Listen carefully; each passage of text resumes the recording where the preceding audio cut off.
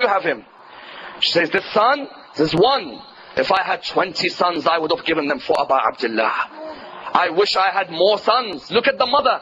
That's why when CNN had taken a station in 1979 to Iran, they took the cameras there to try and show how Imam al-Khomeini's revolution was a so-called bloody revolution full of terrorists. They went there, they tried to interview some of the mothers who were there, who had lost sons fighting. And we all know in the countries we are from as well, that we've all lost sons and we've lost relatives because of the war. What happened was they asked the people, they saw one mother. They said to her, are you sad? Are you sad that your son is gone? Is that why you're crying? She doesn't reply. They said to her, tell us, how many sons have you lost? 5. Are you sad? I'm not sad. Then why are you crying? She says, I wish I had more sons to give towards the path of Hussein ibn Ali.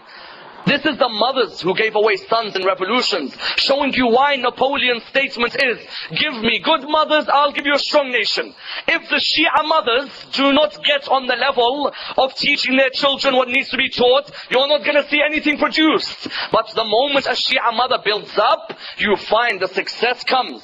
In the same way, psychology teaches us about the role of the father. And the many fathers that are here today, and those who are future fathers, should hear what psychology has said and what Amir al-Mu'mineen and Rasulullah have said on this issue. Because psychology has shown us 4 different types of fathers in society. Psychology, according to a study in Pennsylvania State University, there was a study that was taking place about the 4 different types of fathers in a community. What are they? Number 1, you find the type of father disengaged. Number 2, disciplinarian. Number 3, a caregiver. Number 4, a playmate. 4 different types of fathers. What's a disciplinarian? Have you prayed? No, slap. Fasted? No, slap. Have you gone to the mosque? No, slap. Here's disciplinarian. No, this is their definition of disciplinarian. Number 2, disengaged. He sees his daughter is wearing more makeup than anything. She's going to the library. What's the need to wear that much to a library? Where? Which library? Which book do you need to look in like that? There must be another aim. When he sees his son saying, Dad, I'm going to stay around my cousin's house. We're staying there for the weekend. We have to do studies. Which person goes to his cousin's house to study? It's a good excuse to go out in the night with your dad thinking that you're at home with the cousin. Disengaged means he's miles away. He sees his son come home with the eyes red. He thinks it's a cold, mashallah. He doesn't know what's being smoked these days. In a different planet. You'll see him in the mosque. He's there in the mosque, reading Dua Kumail, reading all the du'as that come together. He's reading, while his son is on different planets, miles away, not knowing what's going on. Why are you going to the mall? I'm going to do some shopping. If you're going to do some shopping, it shouldn't take 6 hours. It should be a couple of hours. What you must be doing in the mall with this shopping must be shopping for other things as well. That comes with the mall. So here, disengaged. Number 3, a caregiver. A caregiver is the type of father who, when he sees his son is a bit down, he gives him a shoulder to cry on. We need more of those. That a father sees his daughter is not feeling well. He comes, gives her a hug, speaks to her, understands her. And number 4, a playmate. What is a playmate? What have they defined a playmate as? The type of father who takes his son, for example, to basketball matches, to soccer matches, baseball matches, football matches. He goes with his father to these matches and his father is happy to take him. We need more playmates. In the Shia world there is a big problem, which is what? Rasulullah looked at these even before psychology looked at them. Why? Rasulullah, what did he say? He said from 0 to 7, act as a playmate. So act as a caregiver to your son. From 0 to 7, you're a caregiver. From 7 to 14, act as a disciplinarian. From 14 to 21, act as a friend. Shia world today, the 7 to 14 and 14 to 21 is the other way around. 7 to 14, he plays with him. 14 to 21, he disciplines him. You can play with him as much as you want from 7 to 14. Don't be surprised later on when he comes out like what has come out. At 7 to 14, a father comes. He calls the son. Let's begin with prayers. Not discipline him and slap, no. You come with a particular way. You explain to him how to pray. You explain to him why prayer brings discipline to his own life. That if he respects God 5 times a day, he'll respect himself in public as well. And that's why you find that's what we are doing. 7 to 14, what's the father saying these days? I don't want him to come out as a mullah. Let him have fun. Those 7 years are the most dangerous years. It's a development period. It's a frantic period, Ali ibn Abi Talib, he calls it. He says this is the frantic period. The child goes through so many things that if the father doesn't act as a disciplinarian, the child will never listen to the father again. And 14 to 21, a father should then act as a playmate. Don't try and discipline him at 14. He's already too lippy to be disciplined. He's now reached a stage you can't even tell him anything. They've got so many rights these days in the laws that they can just simply say to you, I don't want you anymore, I'll get out. Whereas if there was discipline between 7 and 14, you find success achieved. 14 to 21, what is it? We need more fathers to act as playmates. Take your son to the soccer match. Take him basketball. Take him football. It's not haram. Who said it's haram? Why is it haram? It's not haram for a father to take it from himself. Just because you were brought up in a country which maybe your father could never take you to these, it doesn't mean you have to bring up your son with the same thinking. On the contrary, Ali ibn Abi Talib says, the upbringing of your son, it could be completely different from your upbringing. Sallu ala Muhammad wa ali Muhammad.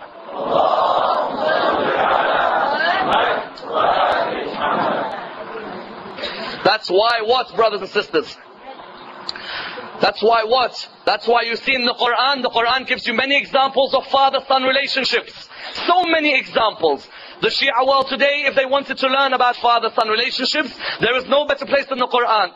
You find, for example, how the story of Nabi Nuh, because he had a son who was a disbeliever. Why was the son disbeliever? Surely someone can come forward and say, a prophet of God can't bring up his own son? It's not that. Of course it's not that. The reason is, if the father and the mother don't agree with each other on the issue, don't be surprised that the son comes as a disbeliever. Because Prophet Nuh, his wife was not a believer in the sense that she was a bad woman during her life. At the end, she dies as a disbeliever. But during her life, she completely goes against Prophet Nuh.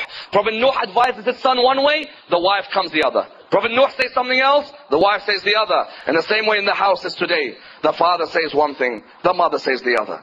1 minute the father is saying, yes, do good and do this and do that. The mother then says, no, your father's wrong on this issue. He's very backward on this issue. Because the mother can be modern. Or sometimes the mother is the one with the traditions and the father is in no man's land. And what you find is, if a father and a mother do not agree, then already the upbringing of the son or the daughter is all over the place. That's why many divorces occur in our communities. Why? Because the boy and the girl marry each other without knowing what is the axis for them to base their decisions. Imagine, we have a wedding, for example, and when we have our wedding, the girl comes and she says, I believe there should be music in the wedding. And the boy comes and he says, no way. Music is haram. Anywhere, everywhere. However much you try and change a marja's fiqh ruling into try and making it into your own, don't try and do that.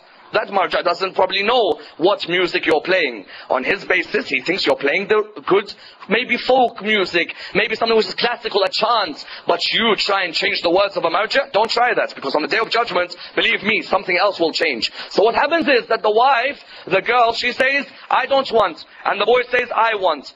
If there was an axis for them to decide, if there was an axis which was Al-Muhammad, and both of them had the knowledge of Al-Muhammad, automatically the husband would say to the wife, Imam al-Sadiq says, any area where music is played, the angels do not come. End of story.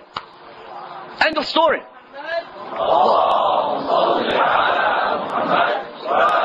But the problem is, one side doesn't know nothing about Imam al-Sadiq.